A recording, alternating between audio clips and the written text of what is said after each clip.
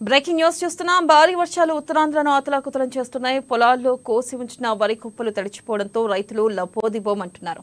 బంగాళాఖాతంలో ఏర్పడిన తీవ్ర అల్పపీడన ప్రభావంతో ఉత్తరాంధ్రలో 2 రోజులుగా భారీ వర్షాలు కురుస్తున్నాయి. ఇక అల్పపీడనం తాజాగా వాయుగుండంగా బలపడినట్టుగా వాతావరణ శాఖ తెలిపింది.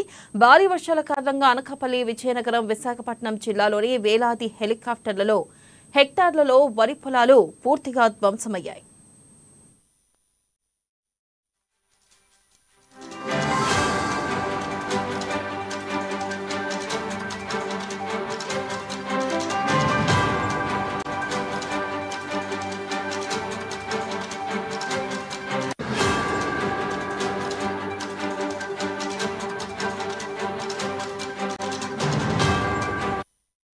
ఇక నిన్న సాయంత్రానికి చెన్నైకి 370 కిలోమీటర్ల దూరంలో, విశాఖపట్నానికి 450 కిలోమీటర్ల దూరంలో, ఒడిశాలోని గోపాల్పూర్కు 640 కిలోమీటర్ల దూరంలో వాయుగుండం కేంద్రీకృతమై ఉన్నట్లుగా అధికారులు తెలిపారు.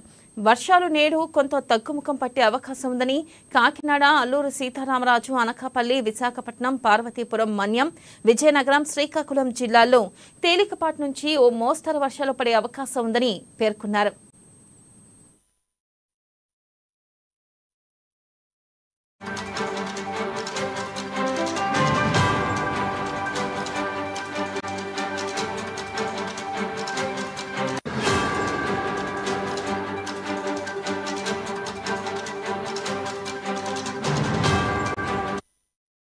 బ్రేకింగ్ న్యూస్ చూస్తున్నాం. భారీ వర్షాలు ఉత్తరాంధ్రను అతలాకుతలం చేస్తున్నాయి. పొలాల్లో కోసి ఉంచిన వరి కుప్పలు తడిచిపోవడంతో రైతులు లబోదిబోమంటున్నారు.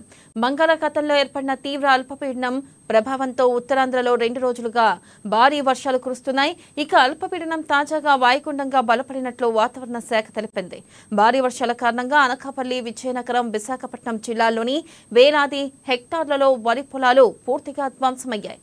ఇక నిన్న సాయంత్రానికి చెన్నైకి 370 కిలోమీటర్ల దూరంలో, విశాఖపట్నానికి 450 కిలోమీటర్ల దూరంలో, ఒడిశాలోని గోపాల్పూర్లోకి 640 కిలోమీటర్ల దూరంలో వాయుగుండం కేంద్రీకృతమై ఉన్నట్లుగా అధికారులు తెలిపారు. ఇక వర్షాలు నేడు కొంత తగ్గుముఖం పట్టే అవకాశం ఉందని కాకినాడ, అల్లూరి సీతారామరాజు, అనకాపల్లి, విశాఖపట్నం, పార్వతీపురం, మన్యం, విజయనగరం, శ్రీకాకుళం జిల్లాల్లో తేలికపాటి నుంచి ఓ మోస్తరు వర్షాలు పడే అవకాశం ఉందని పేర్కొన్నారు.